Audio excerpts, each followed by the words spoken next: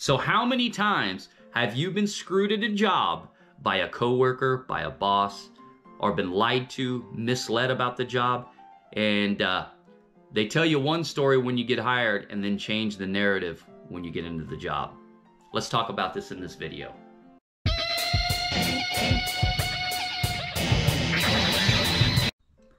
Good day, Sir Blasphemy here for Sir Blasphemy's Travels. Hope you guys are doing well out there, and I hope you're having the days you deserve, and everything's going fine for you, hopefully. So, yeah, we got another video where I'm chilling at home. As I mentioned to you guys in the prior videos, I'm kind of taking a break from the road on the Ren fairs. I've got some things, I got some home cooking stuff going on here, getting ready to get a store started this spring/summer, and trying to do some things that I can make additional income as I'm trying to get the store together and trying to get into more fairs for next year and so on and so forth. So I've got a lot of things kind of cooking right now, and so I haven't really had a chance to get out and explore and do a whole lot of things. And so today's video, what I actually wanted to bring you, this came about as an idea, and I asked you guys in the community session. It looks like an overwhelming majority of you guys said, yeah, you know, we would like to discuss this or have a way to do these things that you're mentioning. And for those of you that don't know, what I posted, so I asked the question, have any of you guys ever had, like, you know, essentially you go into a job and you were lied to about the, you know, you were very forthcoming about your what you expected out of the job, what you could give to the job in an interview or whatever the case may be, maybe past an interview. You were very open and honest, and you were told, yeah, we can do these things about the job and whatever. And then as you got involved in the job, you realized that they were completely full of you know what. And or if you've ever, you know, had somebody kind of sabotage you at work, and where hopefully you're not the saboteur, and you've been sabotaged at work, and maybe it costed you a job, or maybe you had just a really, we've all had this, and it's not because it's a boss, but we've had fantastic bosses. I know I did, you know, many years ago. And then we've had some dumb ones that you're like, how did this person get in this position? But they always somehow get to keep their job while others suffer because of their stupidity. So I asked that question, you know, would you guys like me to essentially, you know, find some way to where we could call these bosses out, call these companies out, you know, or at least, you know, relate your experience, what happened with a company, and see if others within that company might have shared a similar experience to you. Or if maybe you wanted me to, you know, try to get the job or whatever, try to call this company trying to get a job and kind of, you know, maybe record them and find out if they're completely full of crap, as you say, you know. So there's all these things that were going through my head, and what provoked this is just here recently. So as you know, as you guys know, I got accepted into Sherwood Forest Fair. It's going on right now. I turned it down for the 2024 season, and I'll be there the 2025 season. Of course, I have TRF and things like that, but I'm working on some other fairs now that hopefully I can get into for 2025 too as well. I'm kind of going full board into it like I used to. But I needed this year to kind of set things up. I came off of a divorce. I did some moving. I have animals and things, and so a lot of things changed. Plus, I wanted to set up like a home-based store, and I'm working on that right now. So I just needed time to do that. And I thought to myself, I said, well, while I'm doing this, I wouldn't mind earning some money, you know, maybe over the next 6 months to a year, while I'm doing these things, just to have extra money to build, to go towards my store and things like that. So as we all do, I just said, okay, you know, it had been a while since I'd done this. So I said, you know, I'm going to throw out the old resume and so on and so forth. And so it took about a month or so before I finally started getting some responses. And so I got a few. And there was one in particular that stood out to me. And it was for a managerial position, a store manager position for a smoke shop. So in my mind, I used to own smoke shops when I lived in Texas. And so I owned it and ran it and operated it and all that good stuff. So I knew everything pretty much to do when it comes to running a smoke shop. And I said, well, that's a good fit for me. And I said, but I'm going to have some parameters, you know, because of the Ren Fair and things like that, and because of some of the work that I'm doing for myself, I said, I'm going to need back-to-back days off starting at Sunday. So it could be Sunday or Monday or Sunday and Saturday. And I said, those are some of the things I'm going to discuss with whoever, takes me up. And I'm just going to tell them, this is what I expect pay-wise and this is what I'm going for. But there's something that I always do, guys. I learned this when I was young, and let me pass this to you. This is something you should always, always, always do when you're interviewing. I don't care if you're doing it in person or if you're doing it online, through Zoom, whatever the case may be. Record. Take your phone out, have it in your pocket if you're doing it in person, but set it out next to your laptop and record what they tell you in that interview. Because 90% of the time, as most of us know, they lie.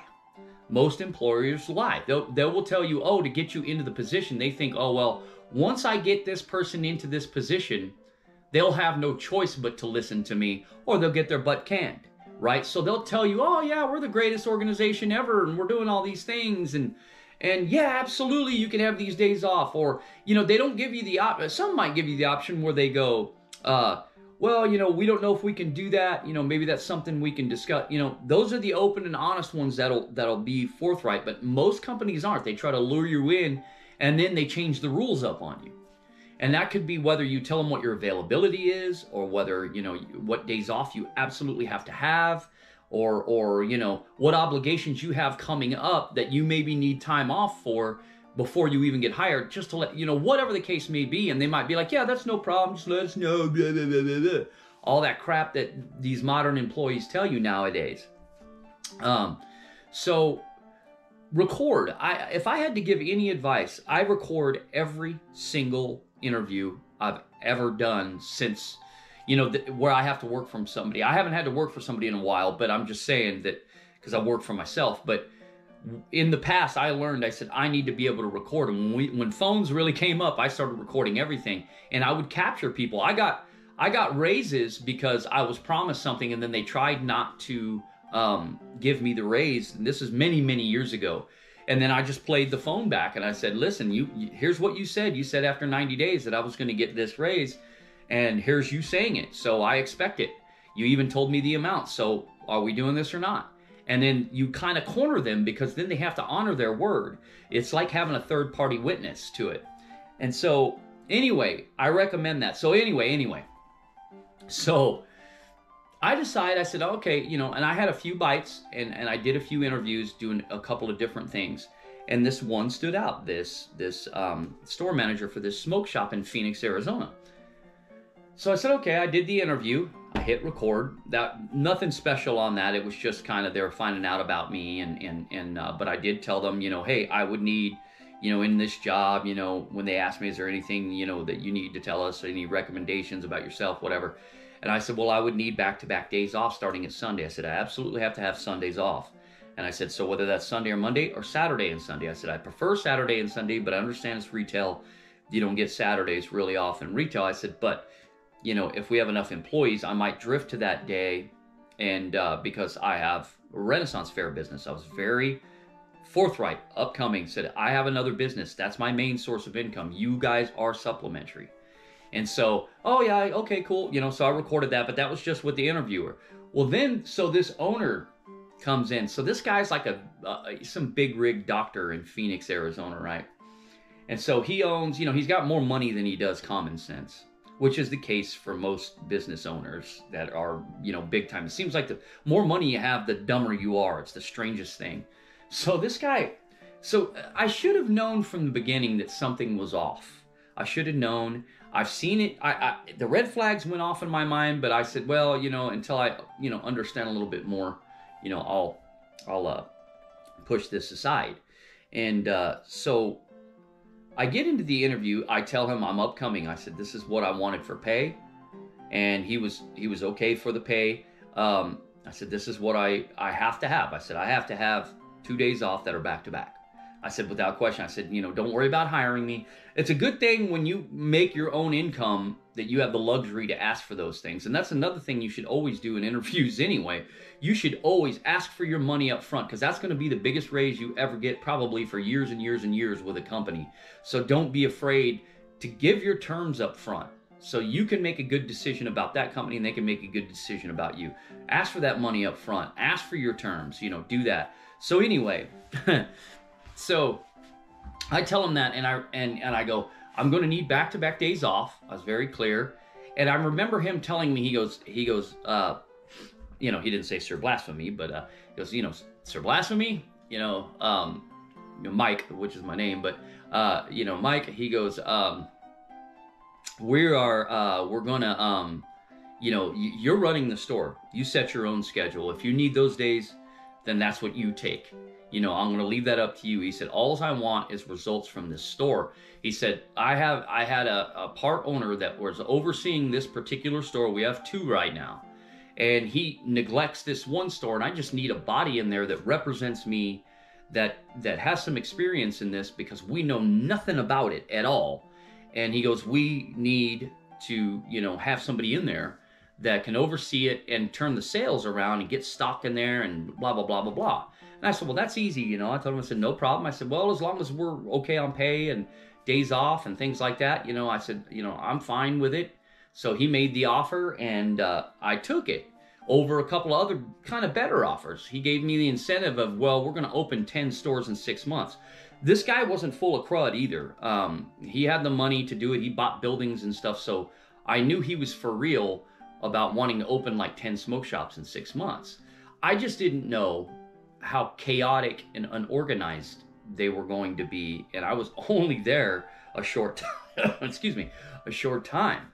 So anyway, so a day or two before I'm scheduled to show up for the first day for them, I get this call from this woman. Her name was Dawn.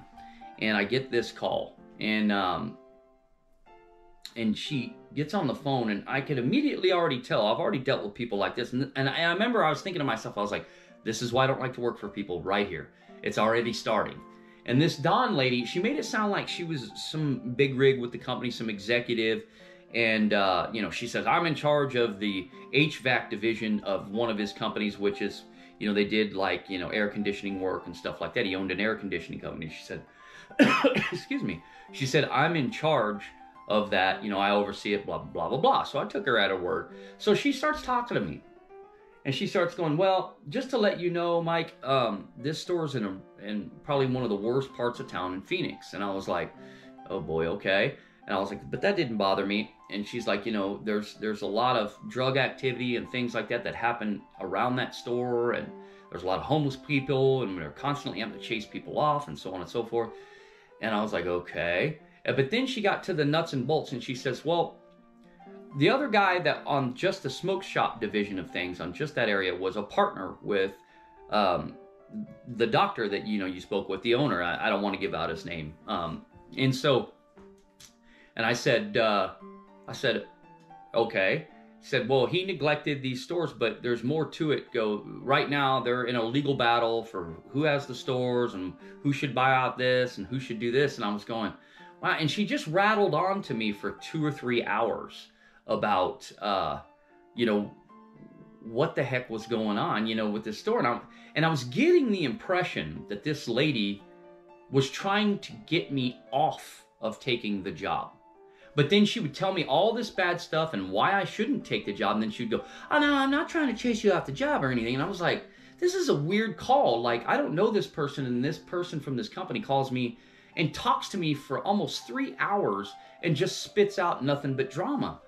And I was like, this is weird. I said, but okay, maybe she's just letting me know it's a store in a bad area and they're having a legal battle and I should be aware of fine, whatever. And she goes, okay, well, I'm going to meet you your first day at the store at 8:30. And the other half owner, that's still half owner, he's going to be there. And he's going to meet us too because he's carrying the deposits. He took the deposits for the store or whatever. And I said, okay, fine. So anyway, I get done with that conversation with Dawn. And so I go finally the first day and I drive up to the store. And man, she wasn't kidding. So I go down the road and there is just like trash and all over the road and homeless. I mean, I'm watching a person like smoke meth, like in front of the store, like in the parking lot off to the side. And I'm like, there's all this garbage and there's all these, not that there's anything wrong with that. We all fall on hard times, but it was a rough area. There's all these vagrants and vagabonds, and they're all walking. I'm going, oh my God, I don't even want to park my vehicle here. It's going to get, frickin' robbed. And so I pull up, I meet Don for the first time, and along comes this other half owner. So I go to walk up and shake his hand. And I go, hey, I'm Mike, nice to meet you. And he throws his hands up and he goes, well, no offense to you, but I don't want to shake your hand. And I go, you don't want to shake my hand? What for? And he goes, well, I didn't hire you. I don't have anything to do with you hiring. As far as I'm concerned, you're not a part of this company as far as the smoke shops go. If the doctor, blah, blah, blah, wants to hire you, for his other companies that I don't have anything to do with, then that's his prerogative. But as far as I see it, you're not a part of this company. Well, if anybody knows anything about me, I don't take any shit from anybody. And so I looked at him and I said, listen, I wouldn't be brought in here if you knew what the hell you were doing. That's what I told him. And I said, so I'm going to go into this store. I'm going to turn this store around and do better than you did with it, because obviously you ran it into the ground. That's why I'm here. And so he was kind of taking it back that I kind of told him that. And I said, look, I'm not here to be your friend. I don't care who you are. I don't care if you're an owner or not. I said, I was hired in. I'm paid by this guy. This is why I'm coming in to turn this store around. So we have this back and forth. So then we go into the store. I'm telling you, this goes on. So then we go into the store, and I'm going to try to bottle this because I don't want this video to be that long. We go into the store, and we have to count the money. So I'm there to witness to count the money. I'm actually counting the money. And I'm sitting there, and Don's in there, and then this half-owner jerk-off is in there.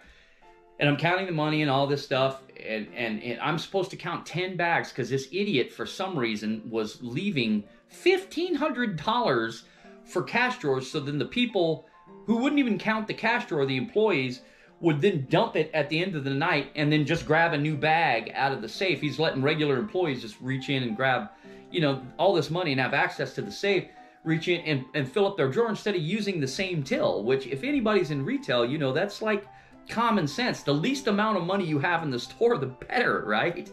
So I'm sitting there going, this is bizarre. And then he has a strange drawer amount. I remember it was like $340.50. Out of every bit of retail, we always had an even number. And I was like, what in the hell is this guy doing? So I knew that was some of the first things I had to change. So anyway, let me get deeper into this. I'm going to skip past all the little stuff. So I get a couple of days after me being there, the doctor, we have these daily meetings, which I thought was weird, these 15, 20-minute meetings, daily meetings. And I'm like, every day we had to have this meeting at 11:30 via Zoom. And I'm like, and half the people would show up that were supposed to be, it was really chaotic and unorganized, and we didn't really accomplish anything. It was more like, oh, let's pretend to be professionals is the way it felt to me. I was like, this is stupid. We could have a weekly meeting like every other retail company instead of a daily. This is weird. And these are people who aren't even on site that know nothing about the business. It was strange. So all of a sudden I go, well, when can I order, stock for this store? This store was bare, guys. I'd show you pictures, but I tell you what, I'll give you guys the name of the company and I'll let you guys go look at this store, okay? I'll let you, and you'll see how bare it was, okay? I'll just do that because that's on public record and you guys can find out. So, I go, well, when can I stock this store? I said, it's got nothing in it. No wonder you guys don't have any sales. There's nothing in here for a smoke shop. I said, my smoke shops were full. I said, and the smoke shops in the area around us are all full. There's nothing in here. No one's going to come in here and get stuff because there's nothing in here. Not to mention all the crackheads hanging out in front of the store, and they're like, oh, we'll place an order. And I said, okay, well, who's your distributors? And they were like, well, they didn't know. They were like, oh, we left that up to the other half owner who is now like not a part of that store. And I was like, you don't have any distributors? And they were like, no, we don't. And this is a whole gloss. This is the Don person. This is the doctor. This is another doctor that's in this meeting. These are two tech people that are in there. And I'm like, well, guys, you got to get a resale and distributor set up first. So what's your resale number? They didn't have a resale number. So I was like, okay, well, this is what you have to do. So I had to tell them what to do. And they sold tobacco products in there. And then they didn't have a tobacco license. I was like, so you guys, for this company, this guy had it all in his name, and no one checked that. And it was like, so they had to get a tobacco license. So if you know anything, that takes 5, 6, 7, 8 days, and then you order, and that takes another 4, 5, 6, 7, 8 days to get the orders in, especially huge order, which is what this store needed. So I'm sitting there, and this Don lady that I had spoke to that chatted my ear off goes, oh, I'll take care of that. I'll take care of that. I'll get on the resale certificates. Okay, Mike, thank you for showing us, blah, blah, blah, blah, blah. And I'm like, okay. So then the next day, she's like, okay, we applied for the resale and our TPT. And I was like, okay, cool. The next day, oh, well, we got turned down on our TPT, and then the doctor was like, well, can we order yet? Can we order yet? And I was like, no, sir. I was like, that takes a few days for them to approve, like, distributors. And I had to give them my list of distributors too, by the way, like my old distributors, so they could have distributors. It gets worse. Hang on. And so, so I get them lined up. I just need to bottle this. I get them lined up with that. By the way, by the time I left this company, the short time I was there just here recently, they still didn't have their resale license and still didn't have their TPT license. And it was up to this Don lady to do it. She'd fumbled it like 3 times. So let me leave it at that. So then there was a problem where the old owner had blocked us out of inventory and all that out of their point of sale system that they had. We could ring people up, we could see numbers for the day, but we couldn't get in there and change anything or fix anything or adjust inventory or add inventory. And I told the doctor in one of those stupid daily meetings, I said, hey man, you guys got to get, me access and the employees access to access this point of sale system. And he's like, oh, okay, well, we'll leave it up to the IT. So the IT tries to send me all these links. I couldn't get in. I said, I'm telling you, I said, he has the overall admin. We can't break through that. You guys are either going to need new POS software. And they were like, well, what do you recommend? So I recommended Square and ShopKeep. Those are some of the ones I've used that are reliable. They didn't even have that information. But then the doctor steps in on one of the meetings and he goes, oh no, we're just going to start a new account on Clover. And I was like, okay, well, if you can do that, fine. That's fine. Whatever gets where I can do business here. I have no supply. I can't get into the system, nothing. And so then a couple days go by, I can't get into the system. They're like, oh, well, we've got to order. Mike, what were those POS systems you used? And they ordered one of the POS systems. So now I hook up this company with my old distributors, my old POSs, so they could get it in. None of them could figure out how to look that up, which was bizarre to me. And not to mention that they were active half owners of this store, but yet didn't have any of this information, and this one guy could block them out of everything. So I get them set up with that. And so even in my interview, I forgot to mention this in my interview, and when I spoke to Don on the phone, I was very clear. I said, listen, the way I manage is, I said, the first 2 weeks, I said 10 to 14 business days, I'm going to stand back. I'm not going to change a lot. I'll do a little here and there in the store, but I'm not going to change a lot. I said, I'm going to watch the employees. I'm going to watch how the store runs. I'm going to learn how you guys do things. And I said, but there isn't going to be a lot of changing. I said, I'm not going to fool with any schedules when day one or nothing like that. I said, I have to gradually get to know the employees, and then I'll change the schedules and we'll change the times and things like that. I was very, very clear about what my plan was. So then all of a sudden I get this. This is where this came in. All of a sudden, Don is the one that I started receiving the hardest time from. So we were out of cigarettes. Mind you, I've only been there at this point 6 or 7 days. And we were out of cigarettes. And I'm telling them the whole time, we're going out, we're getting low. We need, we don't have the TPT. Oh, well, okay. So then they figured out a way that they could buy at least some cartons. And Don said, instead of me, which is my job, to go pick them up, get them, they were just supposed to pay for them, I go pick them up. This Don woman kept interjecting herself into everything about these stores. And I was like, what is the deal with this woman? She's getting on my damn nerves. And she's like, no, Mike, I'm going to go pick up the cigarettes and I'm going to do that. And I was like, she's in charge of HVAC, why is she dealing with the retail side of this? She has nothing to do with this. I was hired to do this. Why does she keep interjecting? But I thought she was over me, so I had to let her do it. So she shows up into my store, brings this box of cigarettes, and immediately starts going, Well, nothing in here's been changed. Why hasn't anything been changed? Why hasn't anything been moved? These prices are too low. We're in a crack neighborhood. People aren't going to pay $10 for a pack of cigarettes. You have to take a minimum markup, which was the only thing we were able to sell in that store at that time besides oil burners for meth. And, excuse me, I don't think I can say this on oil burners for oil. Sorry, I'm not supposed to probably say these things on the video. But anyway, so she starts getting real bossy with me, and I kind of lost my cool. And I said, listen, I said, Don, I'm sitting here waiting on you guys to get me supply. It's been 9-10 days now. I haven't gotten any supply. I've got nothing from you. When are you guys going to get this resale? Oh, well, we're still dealing with it. Dude, I got my resale when I started my smoke shop stores 4 days after I applied for it. It was easy. Boom, bam, got it to the distributors. I had an account. I was ordering. It was that fast. I didn't even have the doors open yet. I was getting my supply in. and we're going 2 weeks in. They can't figure out how to get this to the distributors, you know? And I'm going, oh, gosh, you know? So I had this back and forth with her, and I was like, Don, I said, they hired me in to run the store. And she even apologized. She said, Mike, forgive me. She said, if I'm overstepping, you know, let me know. She said, you know, I just need to be told.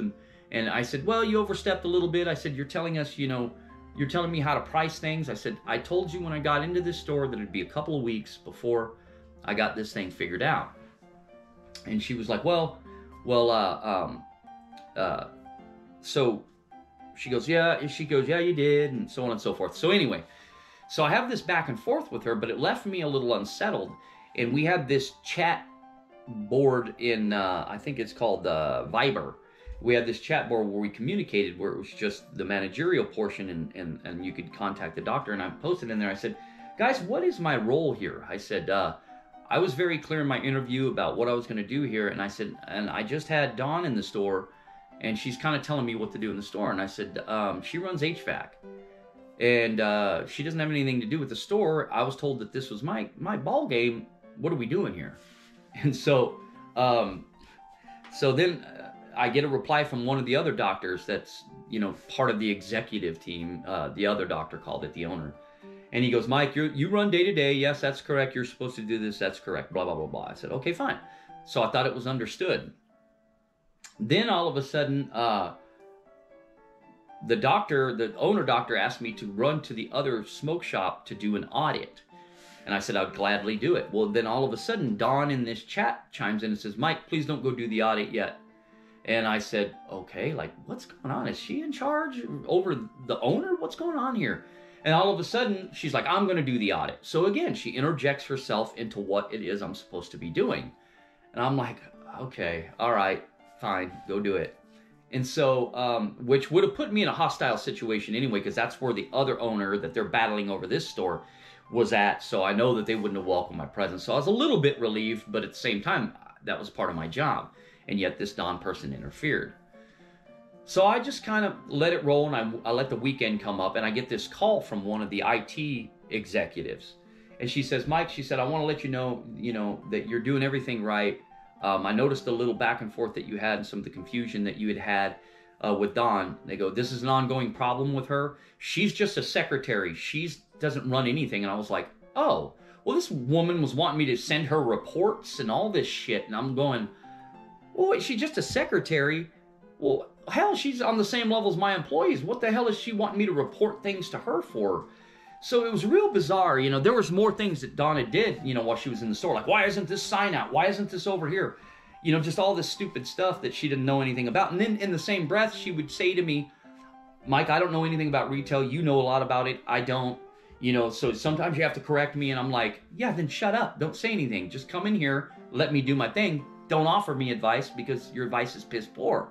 So this IT tech and I talked for about 20 minutes. She calls me when I'm at home over the weekend, and she says, I just want to let you know it's okay. I talked to the doctors, and you know, we're telling Dawn to back off and all this stuff. And I said, okay, cool.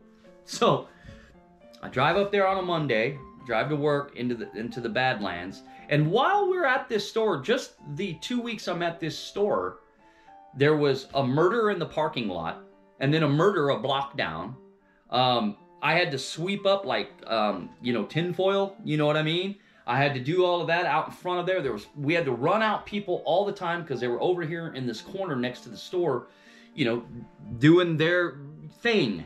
And so it was like, it was such a, you know, a bad store. Anyway, so I go in there on this Monday. As I'm driving in, I on the Viber goes off, and I see this message from Don, and it says, Mike, where's that report you promised to send me? And I was like, and I had just been told by somebody I thought that was actually in charge, speaking for the doctors, that I don't need to report anything to her. So I get to the store and I said, Don, I said, I was told by direct superiors that I didn't need to send you anything, that only the doctors needed it, and my plan for the store and whatnot. And so, you know, thank you, I appreciate it.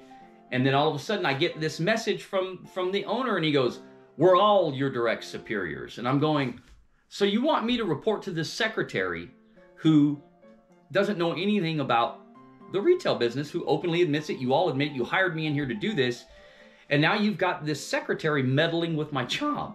So I was like, you know, what the hell's going on here? So I was really confused. So I get the deposits from the weekend and I take them to the bank. As I'm at the bank, I see this freaking long thing come through in Viber in our meeting area that says, well, due to business demands, which there wasn't any business demands. The store was slow because there was no inventory, and it's in a bad area. And I'm trying to get inventory and turn it around and clean it up. And she goes, this is going to be our new schedule. She has this schedule for a mom and pop smoke shop. She writes my schedule, which, remember, I told you it would take me a couple of weeks. I told them that in the beginning before I established and interfered with scheduling and then really started moving the store around. But I also thought I'd have inventory at that time too. So this schedule starts at 9 a.m. in the morning to midnight. And she's got me working. She put the schedule, a secretary, my schedule puts this down as I'm reading this and I'm going, I see myself working 4 p.m. to 12 a.m., which wouldn't get me home till after 1 o'clock in the morning. And then me getting up at 7 to go there again the next. And then she's got me on Sundays, and she's got me on Mondays, and she's got me on Saturday, Sunday, Monday, as if this was a permanent schedule. And I went back to you and I said, Don, you don't make my schedule. I make my schedule. And I'm not, I said, and I told the doctor in that same message, I said, you and I need to have a meeting. I said, because this is not what we agreed to when I got hired. I said, you guys are changing the rules. You're micromanaging. And I said, now you have a secretary telling me what to do. I wasn't afraid to tell them that, because I make money elsewhere. This wasn't my main source. So by the time I get to the store, I drop the stuff in the safe box. I messaged him. I gave it some thought. I said, you know what? I'm done with this, guys. Enjoy. And then at the same time, so it was funny, like a minute or two later, all of a sudden I get this message that says, we've decided to cut your employment or whatever with us, and blah, blah, blah, blah, blah. I made it 10 days, guys. I made it 10 days at this job. And it was the most unorganized situation that I've ever seen. And it got me thinking, this lady was interfering.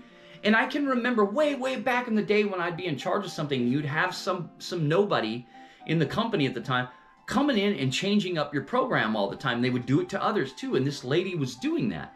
And she was enabled because she just happened to be the secretary for the owner.